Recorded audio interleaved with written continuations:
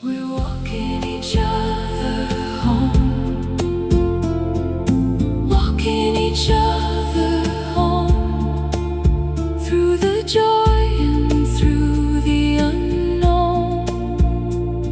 We're walking each other home, we're walking each other home, we're walking each other home, living generously as we walk each other home. Breathing in, breathing out, love is what this life's about.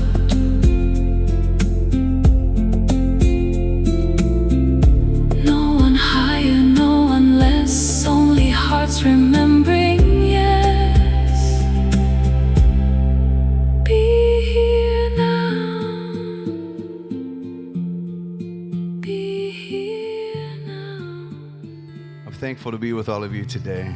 Grateful, grateful, grateful. And I'm grateful for grace. Anybody else grateful for grace? And I don't mean your Aunt Grace, but I mean like the grace that the universe has given to us. A friend of mine wrote this song years ago, and I've sung it a few times because it just means a little something different to me than it used to. Where would I be? You only know.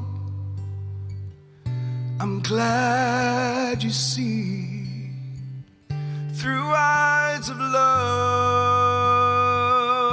a hopeless case, an empty place, if not for grace.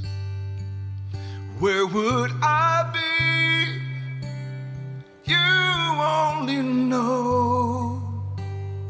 I'm glad you see through eyes of love a hopeless case, such an empty place, if not for grace.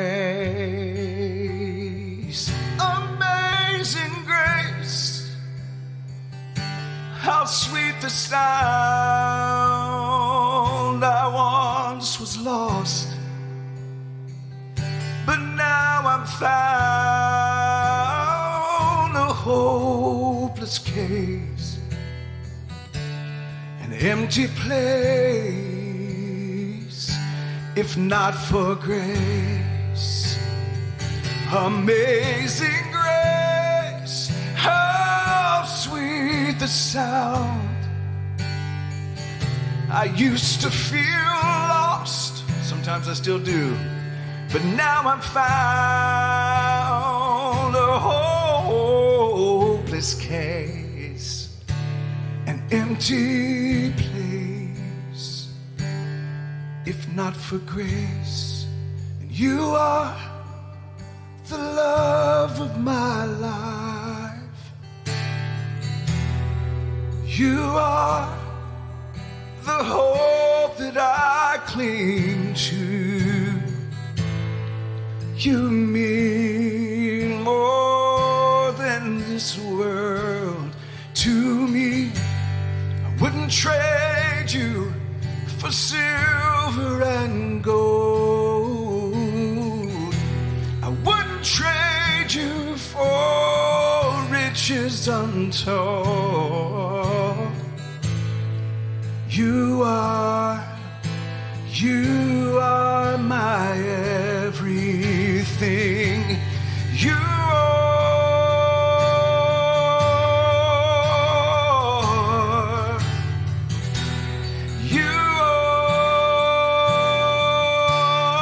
yes you are. Source, you mean more than this world to me. You are, yes you are. You are.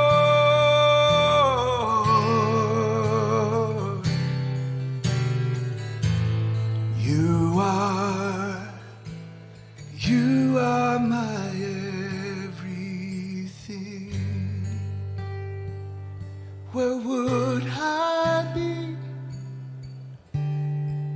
only know I'm glad you see through eyes of love a hopeless case, an empty place, if not for grace.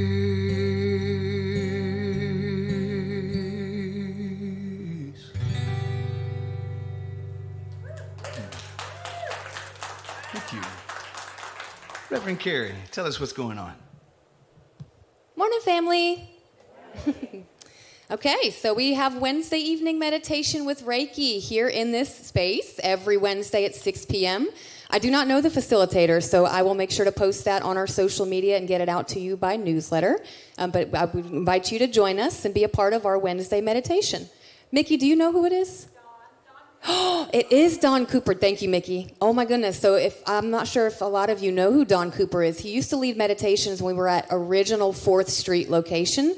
So Don Cooper usually has an array of gongs. He has different sound bowls. So it's not just him speaking. There's a lot of instruments involved. So it's an experience, guys. So if you'd like to be a part of that, please join us. So our prayer chaplain who is here today is Reverend Mickey. Reverend Mickey is available for you after service if you have something on your heart or you'd like to pray with her.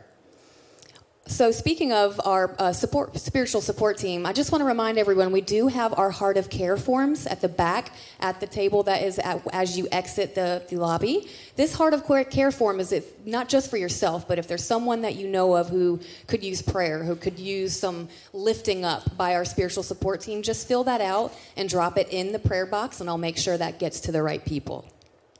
Okay, our Sacred Circle group. This is the second week of signups. Thank you, Noella, for being gracious enough to lead it. So she's just leading the group, guys. So this is really a exploration of a group of people. So not one person is telling you what to do. You guys as a group, whoever decides to be a part of this, will really embark on a spiritual journey together and really kind of just talk more about your spiritual journey and reflect on Reverend John's messages throughout the week. So if you're interested in being a part of that, I believe Tuesday at 6:45 is what was chosen. And there is a sign-up sheet at the back. You can sign up and be a part of that group. There's only a few spots left if you're interested. St. Pete Pride, we are a week away. I'm so excited. So we have a booth on that Saturday for the Pride, I believe they call it the Festival Day. We're going to be in North Straub Park. I will find out actually here in the next little few minutes of exactly where we're going to be, what our location is. They sent that out late last night. So come by and join us. Come say hi to us and spread some love. Pride Sunday celebration is going to be that Sunday for the 8:30 and 11 a.m. service. We have a couple fun giveaways and some really awesome celebrations of the LGBTQIA+. So come and join us and bring a friend. All right, so Qigong is something that I know First Unity has done in the past, and we're going to bring it back. So Reverend Alara is going to be leading a Qigong class. Yes, this is in July. It's going to be on a Saturday. That's going to be the first class, an introductory class, so everyone is welcome. Love offerings are appreciated. And then from there, with the group, she'll decide kind of how often to have the classes. But they are going to be held on a Saturday, and this is upstairs in what they call the karate room. It's a very large open space, so plenty of room for everybody. So we enjoy please sign up as well, just so Alara kind of has an idea of who's interested. All right, so First Unity has also had a men's group in the past. This was led by David, I believe, but it's being revamped and reintroduced as the Brotherhood in Balance. This is going to be led by Michael Parente. He's one of our meditators and community members. So if you're interested, men, on joining this group, I know they haven't set an exact time yet, but they're looking at twice a month on Wednesdays up in our conference room, which is also upstairs. It would be right after meditation is what they're thinking, I believe. So that would be probably around the 7 o'clock time. So if you're interested, there is a sign-up sheet at the back as well. Okay. And Reverend John, do you want to speak a little bit about the rebranding survey? Oh, yes. Because that has kind of faded into the distance. All right. So I made, after we gathered the information, the data around the survey, considering a name change, rebranding, and all of that, we received information back, and it really told me, I felt, that we were not at a place where that was a priority. Energetically, it seemed to not really lean toward making that shift right now, that there's other things that are more important. However, I know it was important to some folks. It was really important to you. So we want you to know that everyone's voice was heard, but it was kind of one of those it was like almost a 50-50. It leaned more 60-40, but it didn't feel like it was enough for us to really take on the energy of what it would take to rebrand, okay? So, but this is what I believe. What I believe is what we are called is far less important than who we show up as. And so our core values continue to be our core values. And so we're not saying we're not doing it. We're saying we're putting it on the back burner. We're saying that it's not as important as some of the things we're doing right now. If it comes back up and becomes something that feels like it gains momentum and has a purposeful way forward that makes sense, because, I don't know if you know this or not, but we are definitely a skeleton crew in terms of staffing. And that basically means that a campaign like this would really, really take a lot of steam. And so at some point, if it feels like it comes back up and it's more of a 80-20 kind of a situation, then maybe we revisit it. Does that make sense to everyone? In fact, there were some folks who were upset at even asking the question. But then there were a lot of questions that we may decide to get to, because we're also planning to start doing, and I may be speaking too early on this, but the board president is here and often gives me more grace than some board presidents, but that we're planning to start having a quarterly fireside chat online instead of just one big annual meeting a year, so that we can really give everybody as much information as possible in smaller portions all along the way, though, so that it feels more like you have your finger on the pulse than maybe in the past. And it's not mandatory to attend it, but you'll have the option to attend it, and it'll be online so that it makes it more convenient. It'll just be by Zoom. And this is a way for myself or for the board to really keep you posted on how things are going, because things have moved at a very interesting pace, and at times it's been really fast, and then it slows down just a little bit, and then really fast. And right now we're in what I believe is not a holding pattern, but a growing pattern. And so I think it's important for us to all be able to feel that sense of ownership to the community, because I'm not the boss. The board's not the boss. There's nobody this is a collaboration. This is a beautiful way for us to be together as a collective, raising the consciousness of our area, right? So this fireside chat, once we have the first one booked, I think we're looking at a time sometime in July. In fact, I know we're looking at a time in July. What do you mean? What do you mean you think? We are looking at a date in July, and we'll make sure that goes out in the newsletter, okay? So that you'll know about it, and all of that information will be there. Does that make sense? How does that sound to everybody? Does that sound good? Yeah, because I think it's better to over-communicate than to under-communicate, and so I think it's important for us to communicate. All right, and then just so you know, any of those meetings that you miss, there's the beauty of technology is that Zoom allows recordings, and so those recording links can also be sent out in a newsletter and an email blast as well for anybody who wants to catch up. All right, sound great to everybody? Okay, cool. Now here we are at today's message, and really because next week is going to be a lot of pageantry and celebration, you don't want to miss it. It's going to be fantastic next week, off the chain. Not that this week's not off the chain too, because we don't really do chains, but next week is going to be a little different. So I'm really wrapping up our series, Becoming the New Human, today. However, Becoming the New Human has turned into a book. So, and the book is going to be available. I'm saying this, I'm putting this in the universe. It's going to be available for our Spirit Expressing group study this year. So Becoming the New Human is an introduction to the Great Emergence, which is also a book that will follow and hopefully be out by the end of the year as well. So today, though, because it runs parallel with Father's Day and with summer solstice, I thought it was an interesting little connection. And I wanted to, originally the title of this was different, but I've lost memory of what it was, because as soon as I had this realization, whoa, this is Father's Day and summer solstice as well, the title that came up for me was Trusting Your Freedom. Because when we're talking about moving toward letting go of the old way of being human and adopting and embracing the new way of being human, I think some of our biggest issues in this life is that we've been taught essentially not to trust ourselves. And we have been so enslaved in mind and in philosophy for so long, and by concepts, we've been conned out of our freedom for so long that when you feel free, it feels weird. Many of us have struggled for so long and lived in a state of survival for so long that when joy occurs, it feels strange, like something's off. We've been in the noise for so long that when we get quiet, there's a voice that says, you should be productive right now. Why are you being lazy? So I want us to start playing with this idea that we can trust this freedom. We can trust our freedom, our sovereignty, our agency, that I can trust my freedom. Pat yourself on the chest and say, I can trust my freedom.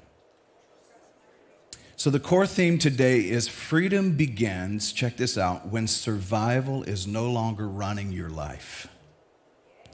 So when you're not surviving anymore, when you're not bracing all the time, waiting for the next shoe to drop, that is the doorway into freedom. And so, loved ones, we've spent this whole month talking about the emergence of a new humanity. Not a new species, so I don't want to confuse that. It's not necessarily a new species, albeit we could say it's an upgraded species. Not a new religion, but a new way of being human and divine. So for me, we've been exploring the old paradigms. We've been exploring the nervous system, and we've explored authenticity. That's a word that we use around here a lot, by the way. That's one of the reasons it was chosen as our second in the 5 core values of First Unity. The number 1 being love. Next one being authenticity. Now, not level of importance, but authenticity seemed to be a very important word going around that room the day we chose core values. We've explored authenticity, and today I want to talk about what happens when all of that starts to really come together. When we start to experience our nervous system becoming authentic, we start experiencing the letting go of the old paradigms. What happens when all of that comes together? Because here's what I believe: eventually healing creates space. At some point, healing creates helps you to let go of contraction, and it helps you to let go of being sealed off and walled off to the rest of the world. And something beautiful wants to move in once the space has been created. And here's what I feel like is moving in when the space is created: trust. A real sense of trust, because you feel safe now in your own being. Freedom, joy, creativity, possibility, potential, life. Like, I don't believe that the goal of awakening is to become more serious.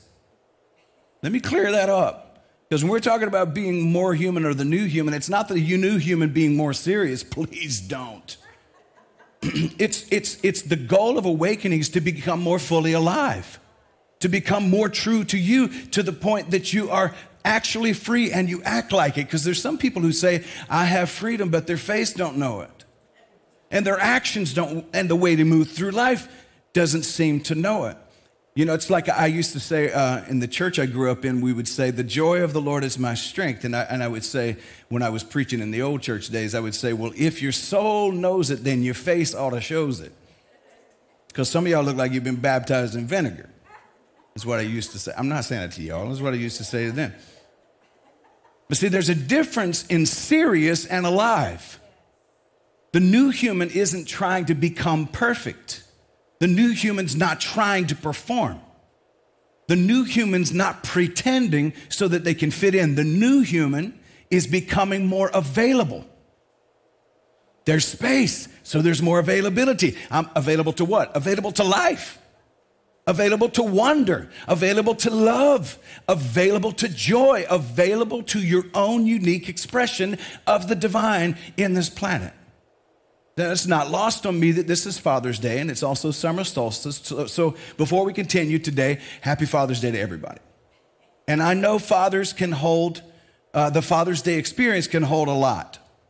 For me, it holds a lot. I'm reminded each Father's Day that my spiritual father, who really became all that I would have ever wanted as a father, transitioned. And this November, his transition will be 2 years past. All right? And so for me, it carries a little different feeling. That's the first time in my life I've lost someone that close to me physically. Okay, like because it's not really loss. I understand that on the science of mind level, it's not loss at all. I get that. Like I understand the veil is thin between here and wherever that is, but I don't get to hug his neck and smell the cologne that he wore too much of. I don't get to hear him call me up and say, "Hello, Jonathan." And he and my mom, the only people on the planet who call me Jonathan. And he didn't know that. So I know that Father's Day holds a lot, because for some it's celebration. For some people it's grief. For some it's gratitude. For some of us it's complexity. With my biological environment, it's complexity. And this year, Father's Day carries something to me unusual. And I wanted to sit with this because it lands on the summer solstice. So it's the longest day of the year. But it's also known as the day of the greatest light. That seems meaningful to me today. Because across many wisdom traditions, the solstice symbolizes illumination. Light revealing what the darkness concealed. Or life reaching more fullness. Something hidden becomes visible. And for me, that feels connected to the healthiest expression of masculine energy. Because masculine energy at its healthiest is not domination. It's not control. We're still talking about the new human. Because what I believe is being said and sent out into the world is a greater understanding, not losing masculinity. Because we celebrate the feminine, and I have a deep understanding of how women and the divine feminine has been held back in the public sphere in so many ways, right? So I understand that, but I don't believe there needs to be a disappearance of the masculine. The masculine just needs to come into balance. We need the masculine. We need the man. We need that process of masculinity, but it's not domination and it's not control. It's not emotional suppression. It's illumination. It's presence. To me, it's supposed to be the kind of grounded warmth that makes others feel safe enough to grow. And so today I honor fathers who do that. And I honor everyone who has embodied healthy masculine energy in our lives. Maybe it was the coach, could have been the mentor. Maybe it was a grandfather, an uncle, a teacher, a friend, maybe a minister. But the person who looked at us, and this is what I believe the new man is going to do, the new human is doing, that looks at us and sees possibility and potential. Doesn't criticize, but lifts up. Because healthy father energy is not about control. Healthy father energy doesn't dim your light so that it can feel powerful. Healthy father energy helps you shine. It says to you, I trust you. I believe in you. You don't need my permission to become yourself. And I'm going to tell you something. If I'm totally honest with you today, which that's my attempt, I spent a lot of my life, and I've spent a lot of my adult life unlearning inherited ideas about masculinity. Because I grew up around versions of manhood that confused strength with control. There was a lot of confusion about power and domination, or even certainty with wisdom. I've come to realize that uncertainty is more wise. Because I know is a blind spot. But life has a way of humbling all of that, and it did for me. Fatherhood did that for me. I tell people all the time, I said, I used to have a lot of opinions about children, and now I have 5 children and no opinions. Because fatherhood will humble you. Marriage will humble you. Can I get a witness from someone? Loss humbled me. Leadership, especially the way I saw it from Carlton Pearson, humbled me. Sorry. Love humbled me. And what I've come to believe is this: the strongest men I know are not the most controlling men. They are the most integrated, the ones who are able to be fully themselves. The strongest men I know are the ones who have made peace with tenderness, softness that doesn't threaten them, tears that don't scare them. The strongest men I know don't need enemies to feel identity. They have enough inner light to stop living in the shadow. And maybe that's the invitation of both Father's Day and the solstice. What in us is ready to come into the light and feel safe enough to do so? What old story about manhood is finally ready to loosen its grip on our life? Because the healthiest fathers don't create copies of themselves. They create conditions where other people can become themselves. In other words, healthy fatherhood, healthy masculine energy is not ownership, it's stewardship. It's not control, it's trust. It's not fear, it's freedom. And maybe that's where today's message really begins, because freedom requires trust. You can't have freedom without trust. So here's the first point. Moving on past that. Point number one. The new human trusts themselves. I think it's safe to say in our Western society that most of us were trained to look outside of ourselves. We were trained to look outside of ourselves for answers, for approval. I know I was trained to look outside of myself for validation and for permission. And sometimes that's necessary. I think sometimes it's good to have that outside influence as well. But eventually life asks you a deeper question. Can you trust yourself? Because while you're out here trying to trust the externals and those you've been told to look to, do you really trust you? We've been so trained to look outside of ourselves for guidance that we've forgotten about the inner guidance system that's within us. We've turned off our intuition and paid a high tuition for education from the outside world. Can you trust yourself? Can you trust the wisdom that life has carved into you? How much of your life experience do you lean on for your own self? Can you trust that quiet inner knowing that's beneath the noise? As the Bible says, the Christian Bible says, God speaks in a still small voice. Can you trust that? Are you able to hear it? The old human constantly asked, what will people think? But the new human asks, what feels true? Not what will others think, but what feels true. And I'm going to tell you something, friends. If we're going to do this in practice, it's going to require that we slow down before we make decisions. Because many of us are making choices and decisions that are informed by other belief systems that were imposed on us. And it's going to require psychologically, and nervous system is going to require that we take some deep breaths before we continue to make some of the decisions we've been making, and ask, am I trusting me right now? Am I about to do this because I want somebody else to be okay with me, or am I about to do this because it's true to me?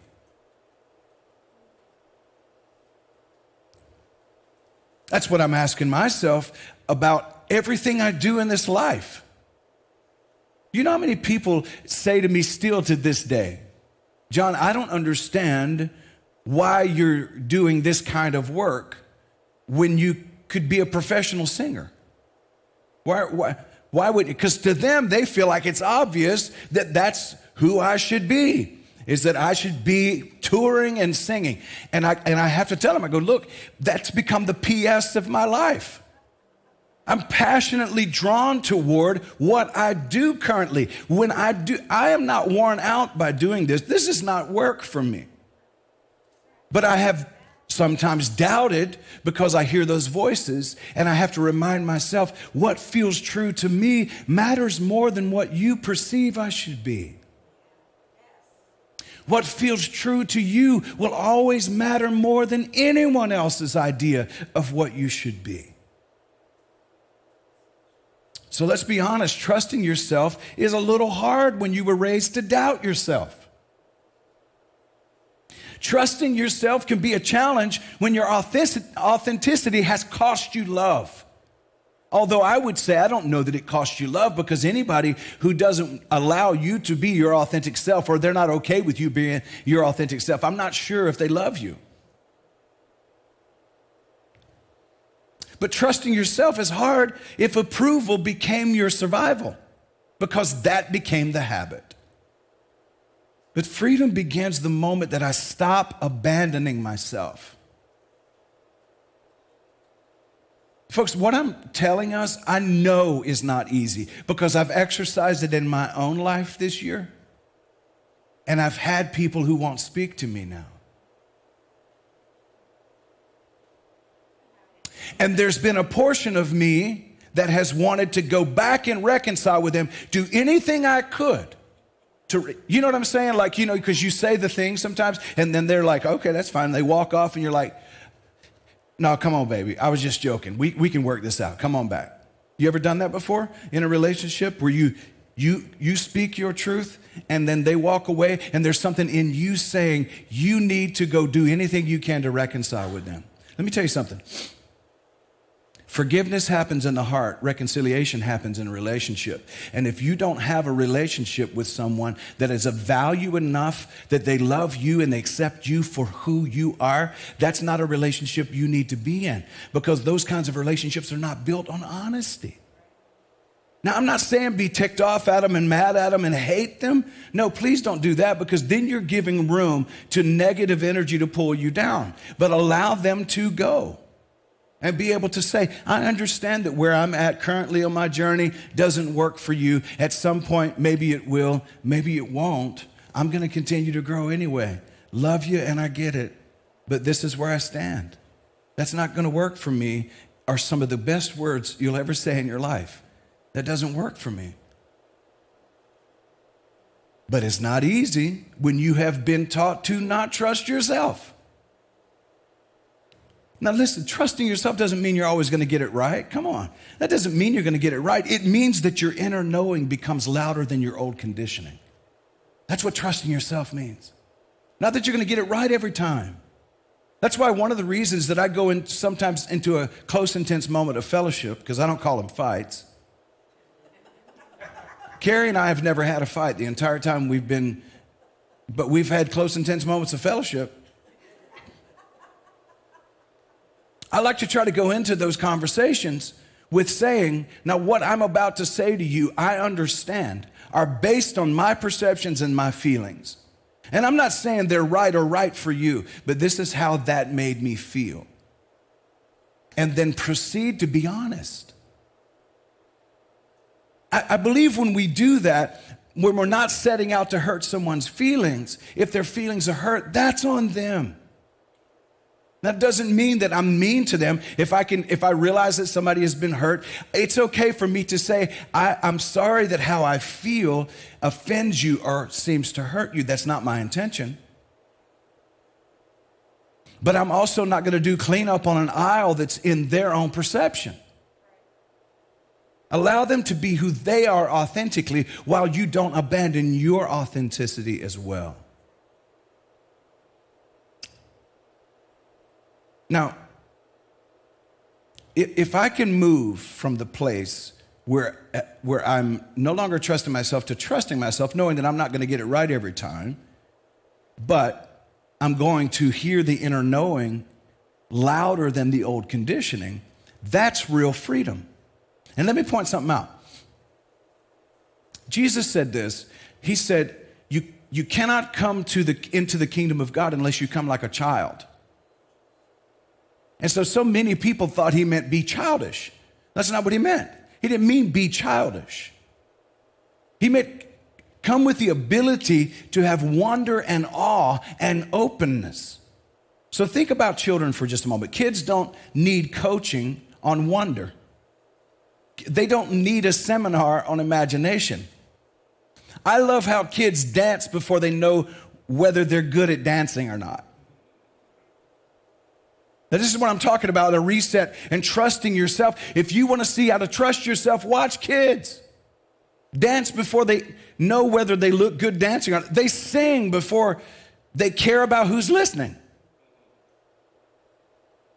I never will forget my Brianna. Occasionally I would travel with the girls and they would be with me because they've always been daddy's girls, and so they would travel with me sometimes. And and when you're taking long trips, inevitably there's going to be restroom breaks, and when you have kids, there's going to be multiples. And what I would always get kind of like, I didn't even want to take the kids, I didn't even want to take my girls into the men's restroom, but I would take them in, and I would go in there, and I would make sure things were cleaned up, and then I would put them into the stall, and I'd close the stall, stand outside of the stall. Brianna, at a very young age, before she could even really say words well, had the loudest singing voice you've ever heard in your life. And I never will forget the time she put on a whole concert at a truck stop in the men's restroom. She did not care who heard. You could hear her all the way out next to the cookies. Because kids are not asking permission, they trust themselves. So what happened? Conditioning happened.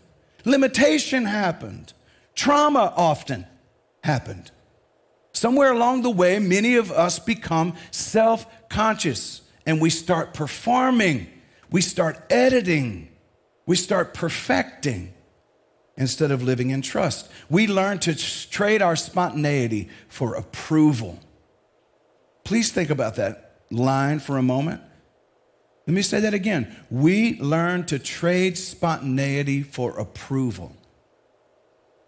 So what if emergence, becoming the new human, isn't about becoming someone else, but what if it's about recovering the courage to trust what is already there that's just been covered up by other people's opinions? Point number 2, moving through it quickly. Freedom feels lighter than fear. So one of the signs that you're emerging is that life starts to feel lighter. I didn't say easier. I said lighter. In other words, you laugh more. Mickey has a hard time with that. You create more.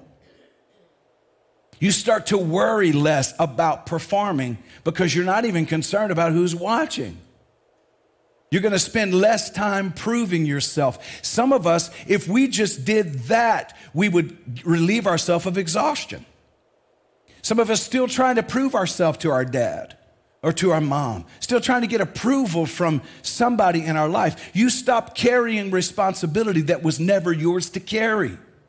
And you stop auditioning. This is a big one.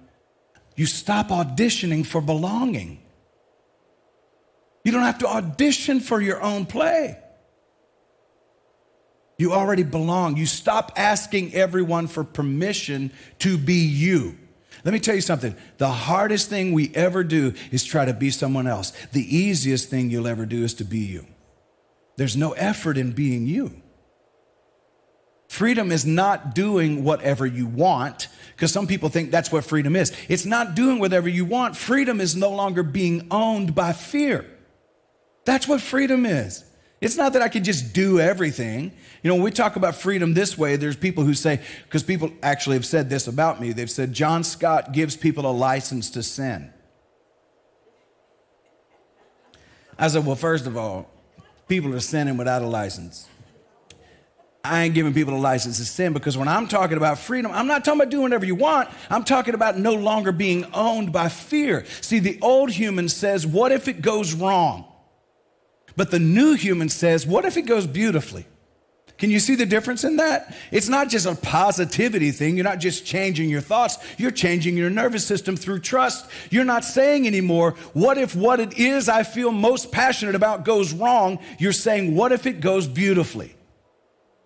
Because you're moving toward it with self-trust instead of self-denial and self-doubt. And that's the very way to live life fully.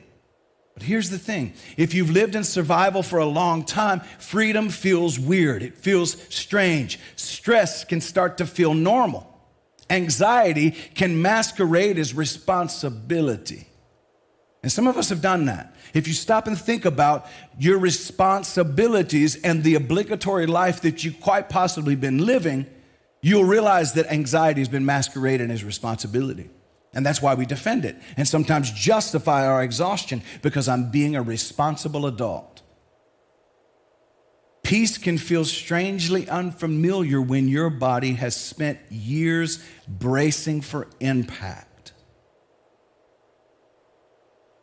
So freedom becomes practice, choosing trust over reflex and staying open when fear wants to contract. Freedom feels like letting joy in without waiting for disaster. Number 3, the new human gives others room to be themselves.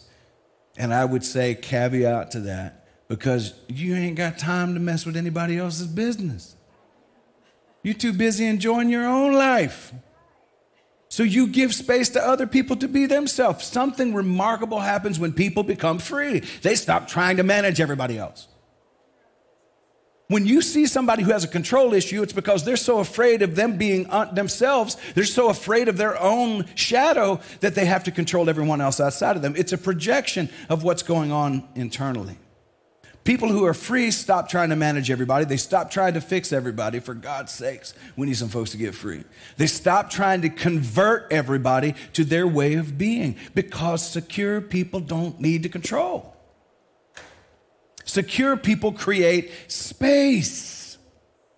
And it's lovely. And when we stop needing enemies, life gets more interesting. Curiosity grows, compassion grows, connection grows. The emerging human understands something amazing.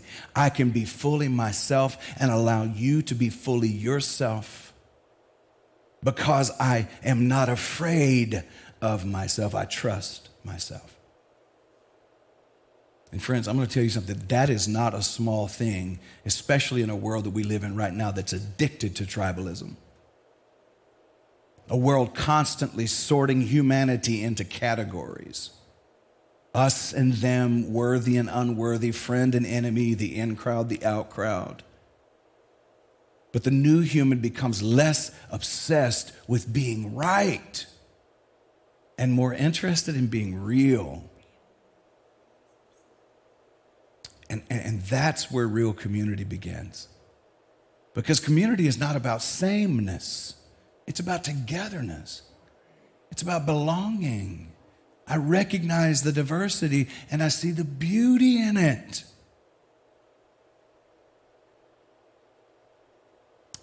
In closing, I wanted to revisit this before we leave today. Maybe one of the greatest misunderstandings about spiritual growth and even what we call enlightenment is that it's supposed to make us more serious. I don't think it should. I don't think it should make us more serious. I've told you before about Ram Dass when he started his journey. He decided to go the renunciation route. And so he gives everything up. And that's what renunciation is. You renounce everything. If it feels good, you stop doing it. If it tastes good, you spit it out. If it sounds good, you quit listening. I mean, if it looks good, you stop looking. And so he was renouncing everything to reach some level of nirvana. And then he realized one day, I mean, there's only so much I can renounce and stop doing. And the stopping of this is not doing anything except for, and this is what he said in front of a whole group of people at a church that hosted him. That's kind of surprising. I'm not sure what kind of church it was, but they hosted him. And he said, you know what renunciation did for me? And everybody's like on the edge because this is Ram Dass. He said, it left me a starving, horny celibate.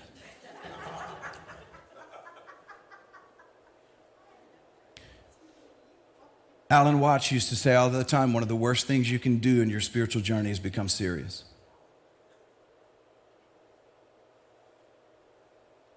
I think spiritual growth should make us more alive, more joyful, more present, more available to fun, more available to the miracle of just being alive, just enjoying the moment.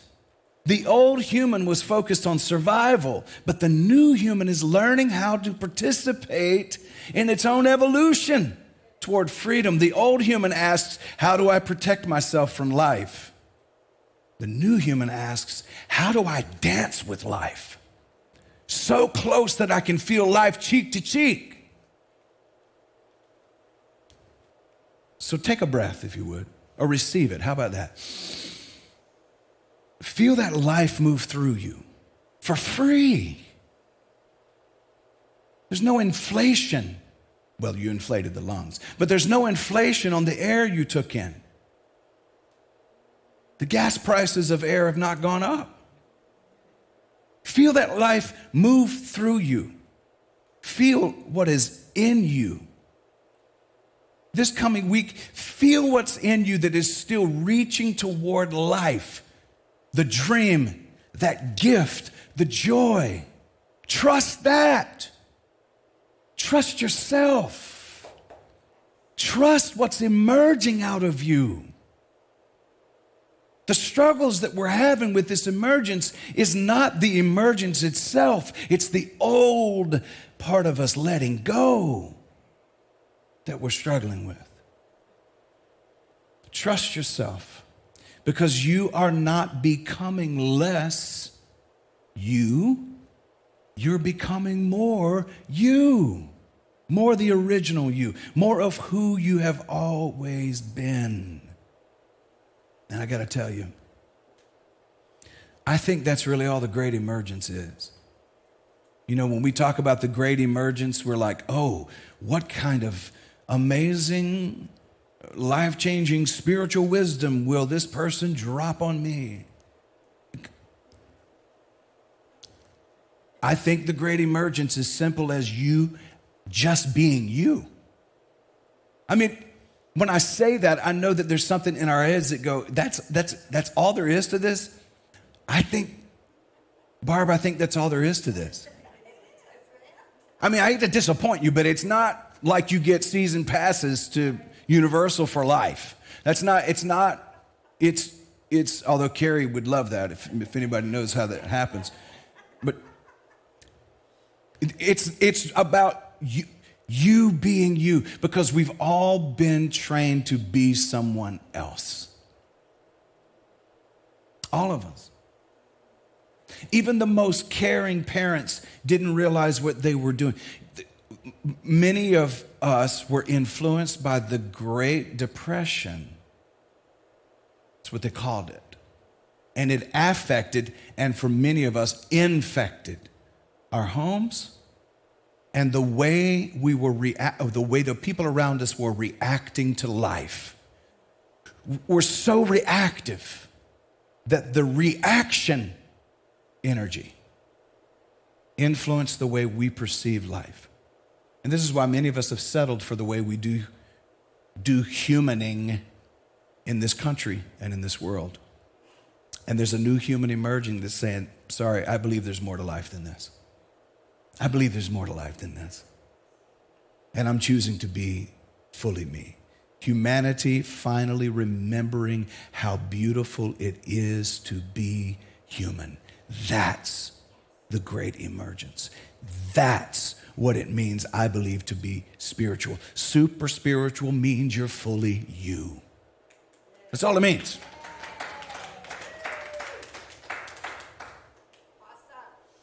And so it is. That's it. That's what I got. That's what I got. And for God's sakes, please don't get more serious.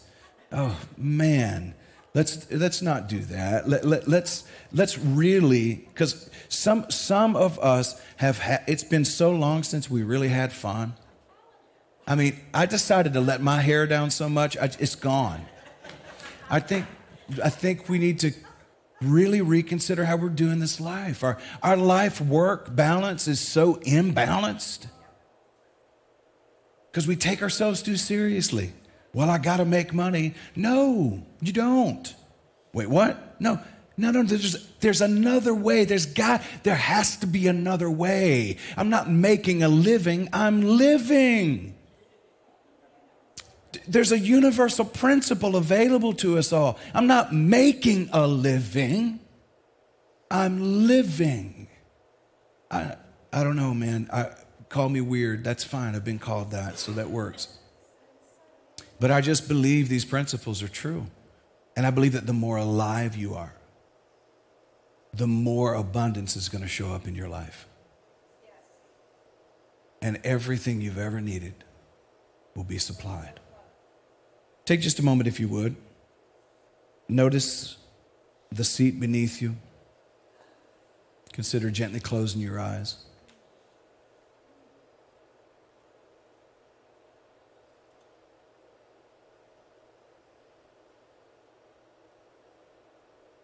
Allow the mind to settle just a moment.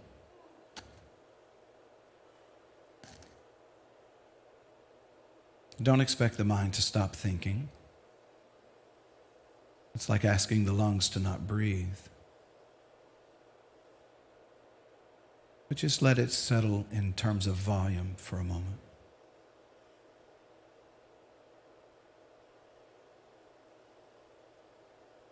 Simply be present. Notice the seat beneath you, how it holds you now.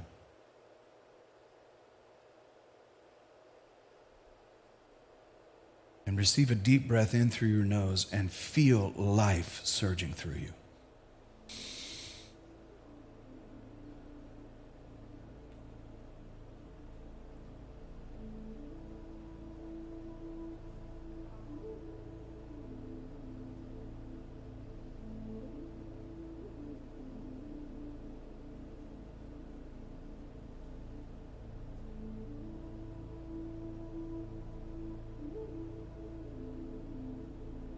I'm in the process of really learning what it is to trust myself.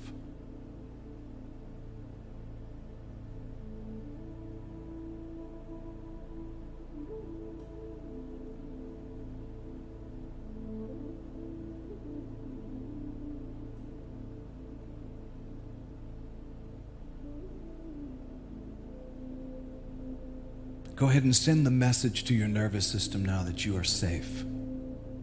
You are safe enough right here and right now. You are safe.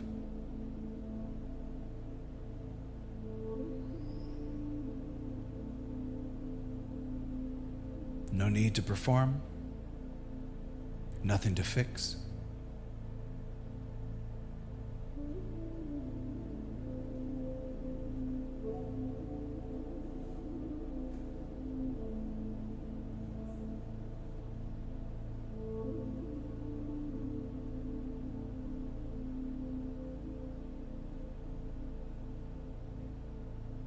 Just right here, right now, fully alive.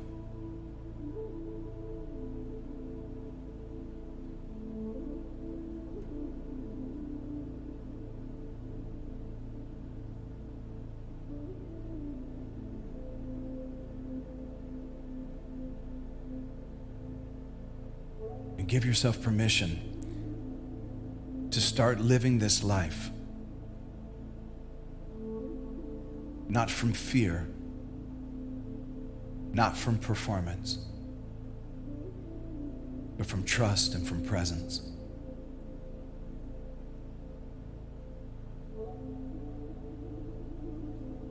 Your soul knows, even before your mind has language, what it is you want to do.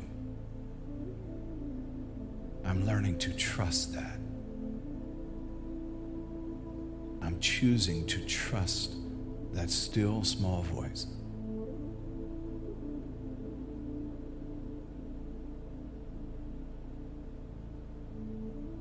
And so another deep breath in. And let it go.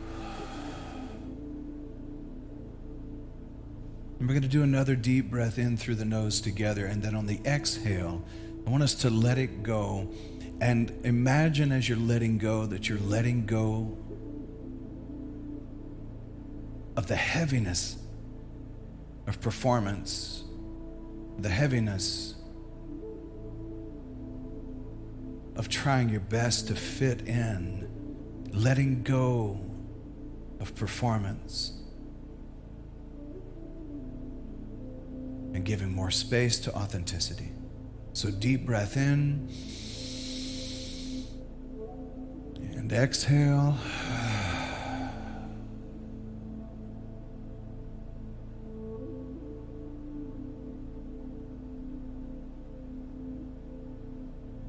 And noticing once again the surface beneath you, the sounds around you, maybe the temperature of the room or the feeling of your hands on your knees or on your clothing. Just begin to notice the senses.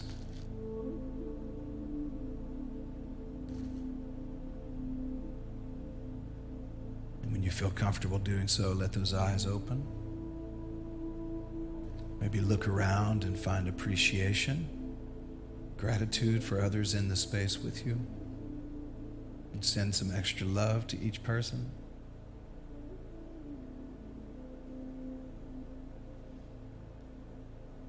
Friends, may we all learn together how to become more fully ourselves. May we learn how to laugh and dance and sing and be joyful, courageous, happy, less starchy, less bracing, more authentic, more real. Because this is what I believe it means to experience the great emergence. And so it is. I love you, family. I love you.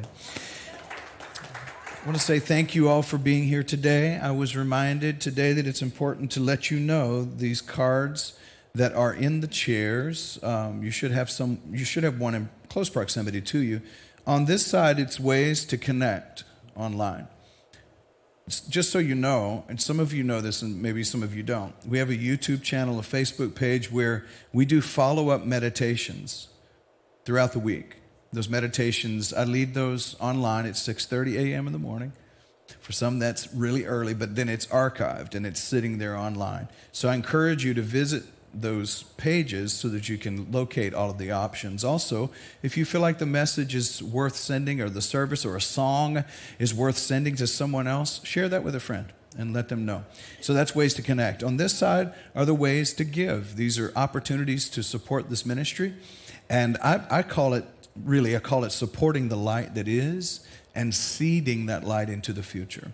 You can utilize that. Also going up on the screen are going to be the ways to give. So those who are online, thank you for supporting and being a sustaining partner for this ministry. The ways to give are on the screen. At the end of the service, Kathy or Carrie or someone will be back there with an offering plate. If you want to drop a gift into the offering plate, you can certainly do that. And I want to say thank you for supporting this community. Don't forget that next week is our Pride celebration. Come here ready to have a blast, okay? It's going to be a fun time. All right, I'm going to ask you if you would to stand. Let's get into a circle now and do our peace song and our prayer of protection. Wednesday evening, 6 o'clock is our meditation and Reiki in here. And y'all, the vibration is high. You need a midweek, get you over the hump. That's a way to do it. So come and connect with us here on Wednesday evenings and invite somebody. All right, let's do our peace song together.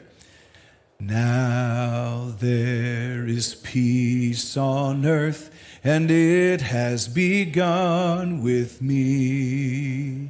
Now there is peace on earth, the peace that was meant to be. With God as creator, family all are we. Let us walk with each other in perfect harmony.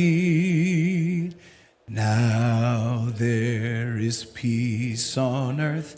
Yes, this is the moment now. With every step I take, yes, this is my joyous vow. To take each moment and live each moment in peace eternally. Now there is peace on earth, and it has begun with me. In our prayer of protection together, the light of God surrounds us. I am the light. The love of God enfolds us. I am the love. The power of God protects us. I am the power. The presence of God watches over us. I am the presence. Wherever we are, God is, and all is well. And so it is, friends. I love you. Make it a great week.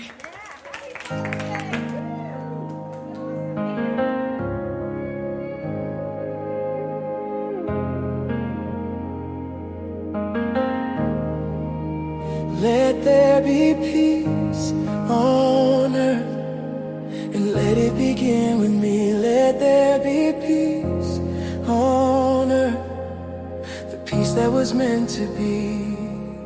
With God as creator, family all are we.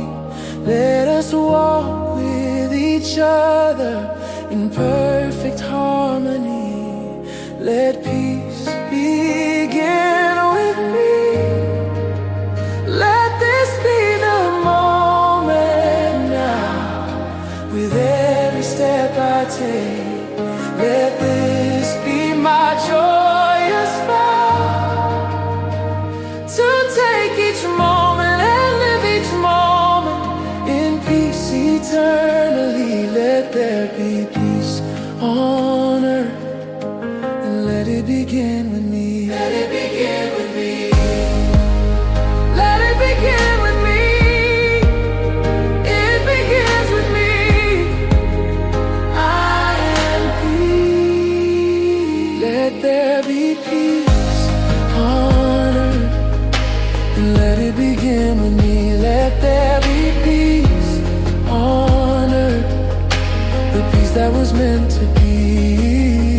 With God as creator, family all are we. Let us walk with each other in perfect harmony. Let peace begin with me.